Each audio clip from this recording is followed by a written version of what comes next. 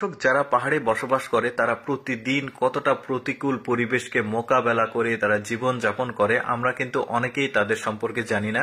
আজকের ভিডিওতে আমি আপনাদেরকে যারা দুর্গম পাহাড়ে বসবাস করে তাদের জীবন যাপন কিছুটা সংস্কৃতি অল্প সময়ের মধ্যে তুলে ধরার চেষ্টা করব। পুরোপুরি ভিডিওটা দেখলে কিন্তু অনেক কিছু জানতে পারবেন তাদের সম্বন্ধে। দেখুন, তারা পাহাড়ে এই যে দেখতে পাচ্ছেন ধান লাগায়, অনেক আমরা তো সমতলে ধান লাগাই আর ওরা ঢালু জায়গাতে ধান লাগায় দেখতে পাচ্ছেন। তো ধানটা যখন পেকে যায় তখন কিন্তু তারা ধান যে বহন করা সেটার কিন্তু স্টাইল গুলো একদমই আলাদা। তো দেখতে পাচ্ছেন ধান পেকে গেছে, এটা কাটার সময় হয়েছে। তো কাটার পর তারা যেহেতু পাহাড় উঁচু, এইভাবে উঁচু পাহাড়ের দড়ি লাগিয়ে তারা কিন্তু ধানের আটিটা এভাবে ছেড়ে দেয়, নিচে চলে যায়। তারপরে তাদেরকে বাসায় নিয়ে যাওয়ার জন্য কিন্তু আরো অনেক কষ্ট করতে হয়। যেমন এই ধরনের পাহাড়ি নদী তারা বাঁশের ভেলাতে করে ধান ঘাড়ে নিয়ে পিঠে নিয়ে এই ধরনের নদীগুলো অতিক্রম করে তাদের সম্পর্কে অনেক অজানা তথ্যগুলো জানতে পারবেন। তাই পুরোপুরি ভিডিওটা দেখতে থাকুন। এই যে দেখতে পাচ্ছেন পাহাড়ি নদী পার হয়ে তারা বাসায় যাচ্ছে।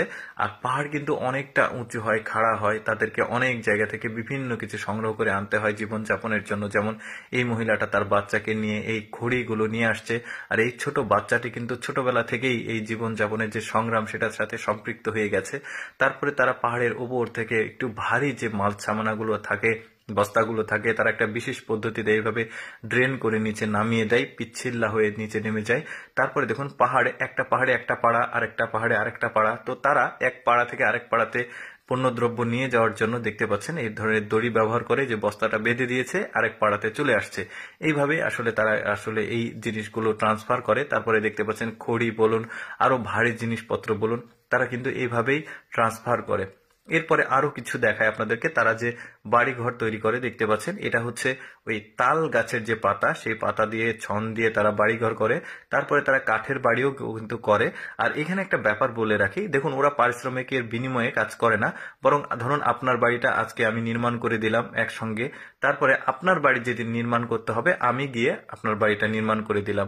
আসলে পরিশ্রমের বিনিময়ে না, একজনের কাজের বিনিময়ে আরেকজন। তারপরে দেখতে পাচ্ছেন পাহাড়ি যে পাথরগুলো থাকে, এই পাথরগুলো তারা টুকরো টুকরো করে কেটে নিয়ে গিয়ে কিছুটা রাস্তা বানায়, তারপরে ঘরের মেঝেগুলো বানায়, যাদের একটু সামর্থ্য আছে তারা আর কি।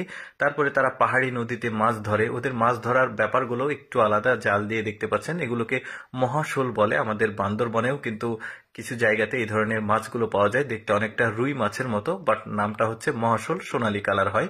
এরপরে তাদের জামা কাপড়, পোশাক আশাক, বিছানা এগুলো বানানোর জন্য তারা সুতো তৈরি করে। আগে দেখতে পাচ্ছেন তিনটা ধাপে আসলে এই কাজগুলো হয়। একজন সুতা তৈরি করার জন্য ছাল, যেটা গাছের ছাল, সেটা কালেকশন করে, একজন সুতা তৈরি করে, আর একজন এই যে দেখতে পাচ্ছেন কাপড় তৈরি করছে। এটা দিয়ে হবে মানে তাদের শরীরের কাপড়, তারপরে বিছানা এগুলো। আচ্ছা, তাদের পাহাড়ি বাজার থেকে একটু ঘুরে আসি চলুন।